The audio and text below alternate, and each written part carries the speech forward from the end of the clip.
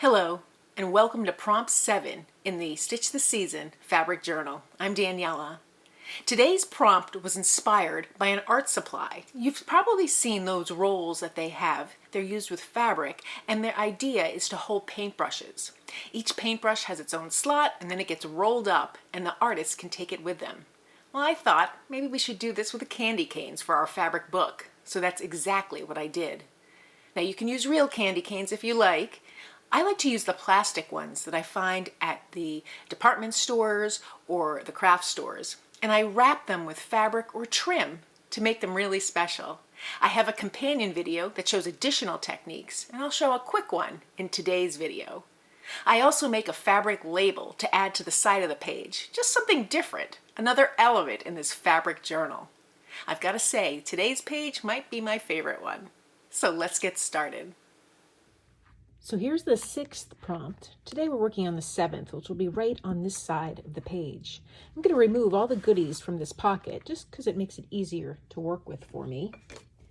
And then I'll just remove that back page since we're not using that until the 8th prompt. Now for this prompt, it's a fun one. I'm going to make a little holder for candy canes. So I have some extra fabric here, which I'll cut and fold. And I'll make a little holder like you see artists storing their paintbrushes in. So I'll tack down the ends, fill it with candy canes, and it'll look really cute. But to make it with those candy canes, I don't want to use real candy canes. You certainly can if you like. I just don't like combining anything sticky with my book, just because from years of living in New England, the mice have a way of getting into everything. So I try and keep anything perishable like that out of these books. So instead of a real candy cane, I'm going to use these plastic candy canes that you find at craft stores, sometimes the dollar store, and they come out at Christmas time. People love to hang them on their tree and in wreaths. And they're quite striking. They can come in red and white or red, white, and green. They're just great. I use them as just blanks to make my candy canes here. You've probably seen them wrapped with either fabric or ribbon. So that's what I'm going to do. And I'll decide how many candy canes I want to put in my book. Maybe 3, maybe 4. Yeah, 3 seems to work pretty well, although I can always overlap them inside here. So I'll play around with that. I have a companion video showing alternatives to wrapping the candy cane instead of with fabric like I'm going to use today. And I'll link that below. But I want to get started wrapping that candy cane so that I have an assortment to work with. And then I'll create my little pouch to hold my candy canes. I'm also going to use a little trim.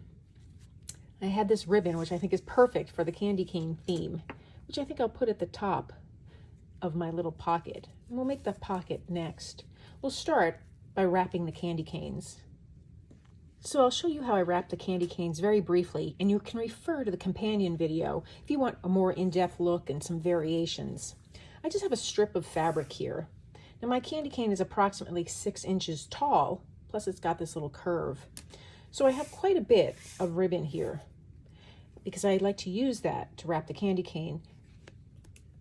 I don't tend to measure my ribbon. I know offhand I want it 4 or 5 times the height of my candy cane. Now this ribbon is just fabric that I tore into a strip. It's not even, it's got some frayed edges. So I'll try and trim up any of those frayed edges, just remove that before I get started. It will fray more as we create this, but I just like to start out as cleanly as possible. I'm just going to take a little piece, trim it down. I don't need it to be quite so thick. And I'm just going to fold it in half and cut it in half. And with my hot glue, I'm just going to add a little dollop to the edge. And just put a little bit of my fabric down. And I'll do the same thing around, just tacking that fabric down. You can do the same thing to the other end if you'd like. And then I make sure that the edges of that fabric are also tacked down. You can trim it as well. My goal is to just cover that edge and just a little bit below it. If there's any excess fabric like that, I'll trim it off.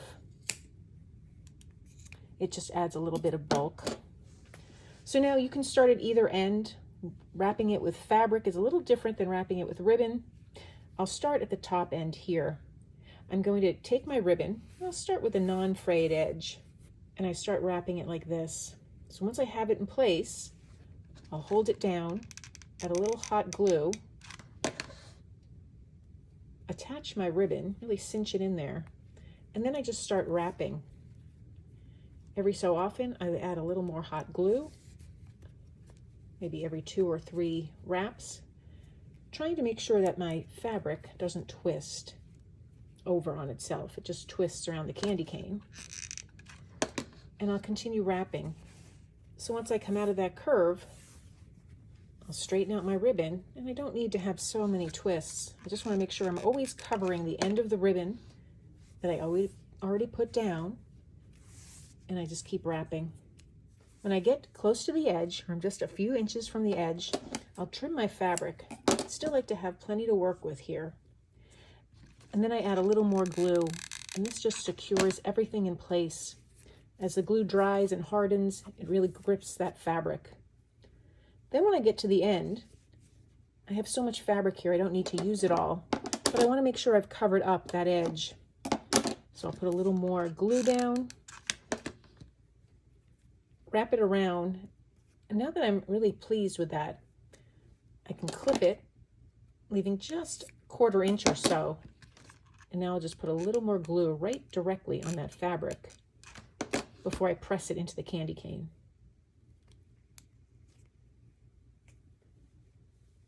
So then I have a wrapped candy cane.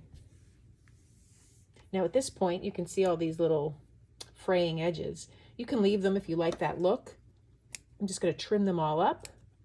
And then I'll create a few more of these using the same technique and the same fabric. And we can start on making the pocket for our book. So now I have my wrapped candy canes. I have 4 of them. I'm not sure how many I'll use. And I have additional fabric. This page is kind of going to be rather boring compared to the other ones because I'm using the same fabric. I'm not going to have a lot of contrast, but I like the way that's going to look. So I have my candy canes wrapped. I can set those just over here for now. I'm going to need them for measurements. And then I have my piece of fabric. So I want my fabric to not only create a pocket, but it's going to have to go up and over each and every one of those candy canes so that it fits them in nicely. So the first thing I'll do is cut the fabric just slightly larger to the height of the pocket that I want. I'm not doing any measuring here. Everything will be adjusted according to the size of the candy canes that you have, as well as the page. So I have my pocket here. As you can see, it's very long. The first thing I want to do is press the top and the bottom and one side, just so that I don't have the raw seams showing. So I have my area that's going to be my pocket. I press the ends, the top and the bottom, and I left this end raw because I'm not sure how much I'm going to need from this.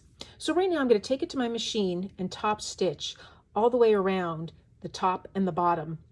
And then I'll take the candy cane ribbon and stitch it to the top of this panel. It'll become one with the panel, so it'll just act like fabric. So I stitched the top of the ribbon to the backing here. I stitched the backing on the top and the sides, and then I hand stitched one side down. I decided to start on the inside and work my way out. So the next stage now is to start adding the little pocket areas to slide in all of the candy canes. So what I'll do is I'll take the first one and slide it in and decide exactly where I want to put my little line here. So I'm pretty happy with this one. I'll take my pin and pin down the place here, maybe in 2 spots. And now I'm going to take it to my machine and just stitch a straight line here. Then I'll continue that with the next one. After I have that line stitched, I'll make another line here and stitch it down. I'll remove these in between stitching, and when it's done, there'll be a little pocket here, a little curve that I'll be able to slide my candy canes in. I'll show you how that comes out. So I've stitched my entire little pocket down, and this is how it's going to look when the candy canes are put inside of it. So I'm really pleased with that. I think it looks adorable.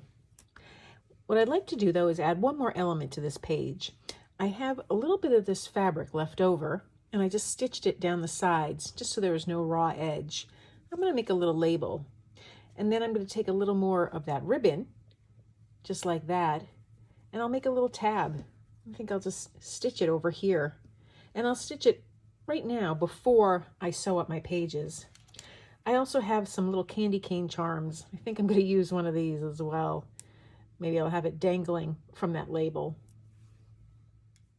So that's the page. I have the label here with the charm. I have some clips just holding this together for now before I sew the pages together finally. We have one more official prompt before we start working on the inside covers of the book. So that's prompt 7 in the Stitch the Season fabric journal. I can't believe we're almost done completing the prompts. We only have a few more videos left. I hope you found today's video inspiring, something a little different to add to your work. I love to see everybody's renditions of their prompts. I think the work is gorgeous. So I want to thank you for sharing that. If you found this video helpful, please give it a thumbs up and be sure to subscribe. And thank you for joining me today.